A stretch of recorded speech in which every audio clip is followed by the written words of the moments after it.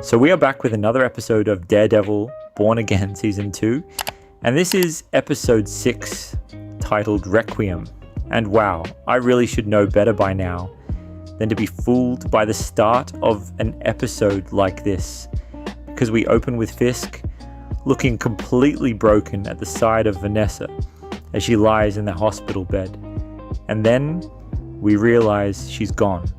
We see a side of Fisk that we're not really used to seeing.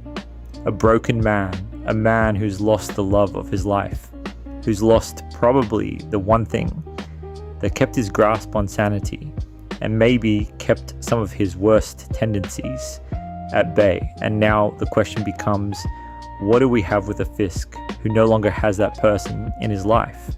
Well, the answer to that question is pretty well answered right at the start of this episode. We get this moment where a few words are passed between Fisk and the doctor who is helping care for Vanessa. And when he leans in for a hug, you think for a second, oh my god, maybe Fisk has turned over a new leaf. Maybe he's going to show some affection to someone who's trying to be there for him in his time of need. And then what does he do? He brutally kills the doctor. So I think that answers our question. Fisk is on the rampage moving forward, and it looks like anything could happen at this point now that Vanessa is gone. And then we get the big return. Jessica Jones, played again by Kristen Ritter, is finally back with a great reintroduction into the Marvel Universe. And wow, she has a daughter. Whose daughter is she? That's a big question right away. Her reintroduction wastes no time in showing that she's definitely still dangerous. Some people are sent to take her out, and she absolutely handles them. And it immediately makes you wonder what her power levels are going to be now that she's been folded into the Marvel Cinematic Universe.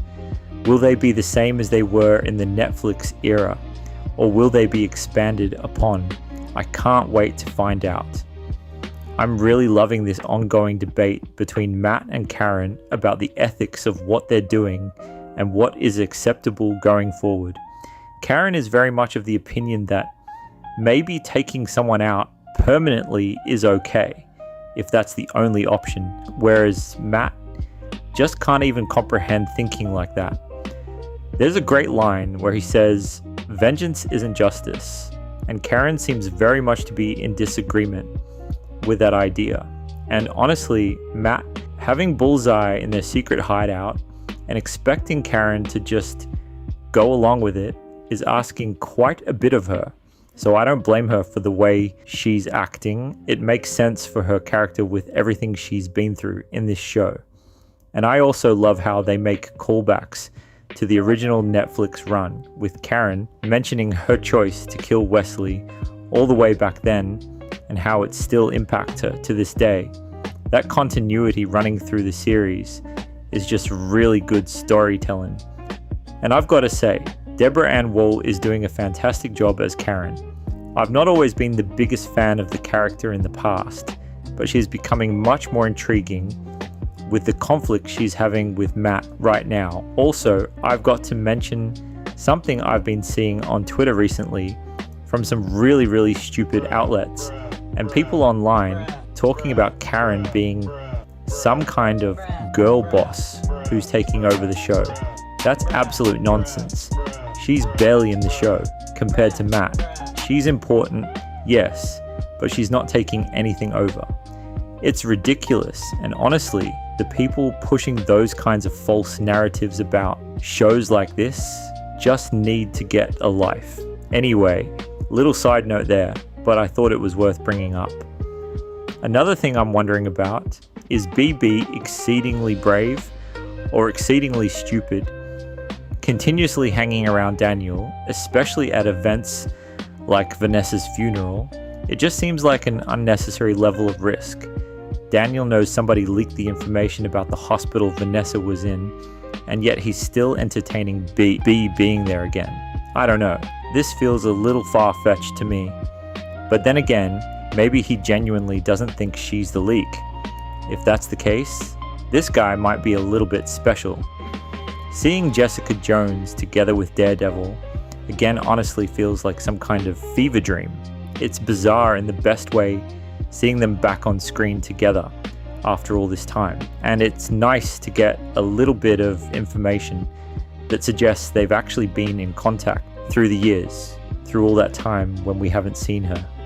It also sounds like there's someone behind the scenes looking for powered or enhanced individuals like herself and Matt, and she's basically told them she's not interested. So that raises a bigger question. Is this something deeper for the plot going forward, or is it connected to the mysterious Mr. Charles character?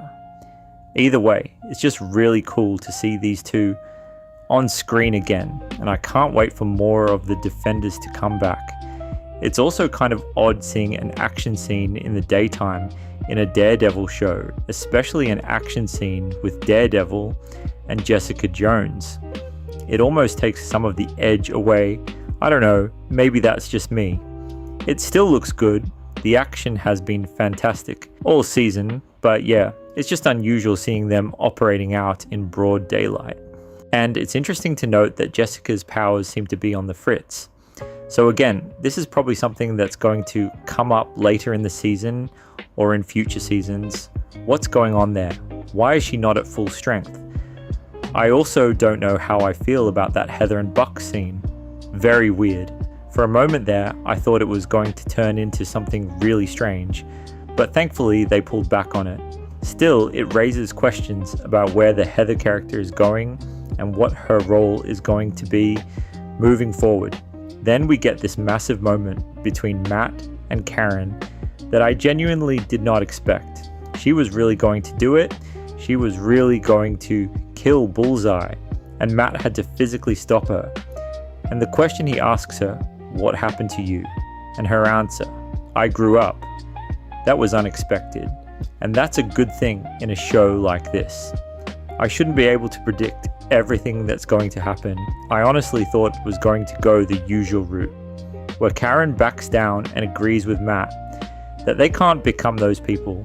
But no, Karen is now very much of the mindset that you're choosing the wrong people to save, you're letting people live, and then they're killing our friends.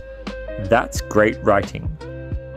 And just like that, everything in this episode starts reaching a boiling point. We have Daniel confronting BB about what she's been doing behind the scenes. We have the governor of New York pulling her support from Fisk. We have Karen and Matt separated. We have people starting to rise up and riot against Fisk. Everyone is being pushed into a corner. Everything is escalating. And then we get this moment I absolutely did not see coming. Matt actually goes to see Fisk to offer condolences about Vanessa and proposes a deal. He suggests that they both leave New York. They talk about everything they've been through, the pain they've caused each other, the people they've lost.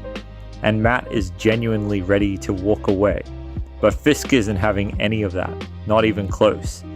And then suddenly we get a massive fight between these two. Something I did not expect at all in episode 6. After my slight criticism earlier of the daytime fight scene, this one completely makes up for it.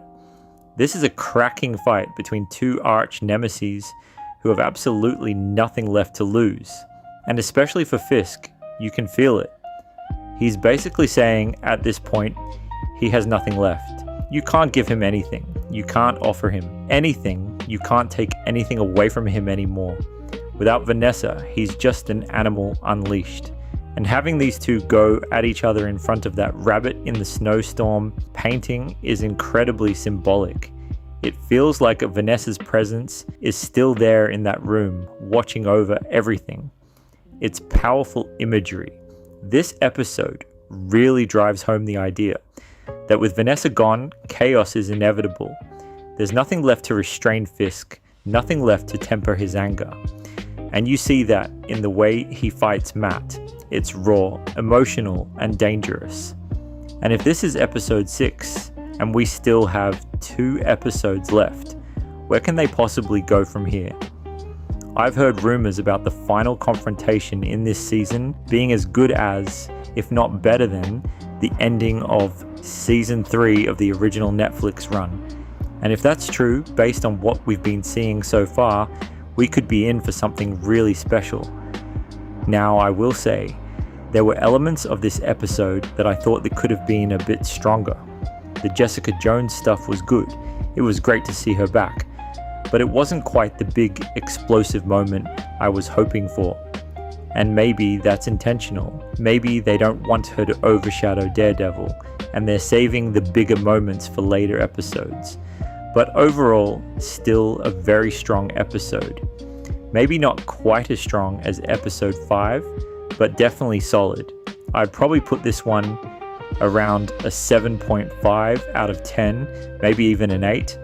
All the episodes this season have been fairly strong, and the show just keeps getting better as we move into the back half of the season. And yeah, still loving it, still invested, and still very excited to see how this season wraps up. Let me know what you thought about this episode in the comments, and I'll see you next week for the next one.